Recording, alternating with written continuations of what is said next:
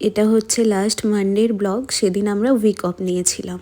Normally Sunday week of নিই, কিন্তু আমাদের যেহেতু বক্রেশ্বরের ওপর দিয়ে ডিউটি যেতে হয়, আর এখন তো শ্রাবণ মাস চলছে, শ্রাবণ মাসের 4র্থ সোমবার আজকে, তো লাস্ট 2টো সোমবার ওখানে প্রচণ্ড ভিড় হয়। মানে লাস্ট ইয়ার তো দেখেছিলাম নো এন্ট্রি করে দিয়েছিল, তো আমাদের অনেকটা ঘুরে ঘুরে অফিস যেতে হয়েছিল, তো তাতে অনেকটা টাইম ওয়েস্টও হয়।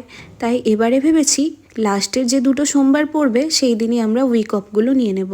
তো সকালে উঠে স্নান সেরে পুজো সেরে নিয়েছি, তার আগে অবশ্য ব্রেকফাস্ট করা হয়ে গিয়েছিল। এখন কিছু জামা কাপড় কাচা হয়েছিল, সেগুলো গুছিয়ে নিয়ে চাদরটা চেঞ্জ করে লাঞ্চটা সেরে নিলাম। আর এবারে শ্রাবণ মাসের প্রতিটা সোমবারই আমরা না ভেজ খেয়েছি। খাওয়া দাওয়া সেরে একটু সময় রেস্ট নিয়েছিলাম। এখন হচ্ছে সন্ধেবেলা, আর বক্রেশ্বর মন্দির যেহেতু আমাদের বাড়ি থেকে খুব একটা দূরে না, আমি টিটুকে বললাম যে সন্ধ্যাবেলা আমাকে একটু ঘুরিয়ে নিয়ে আসতে।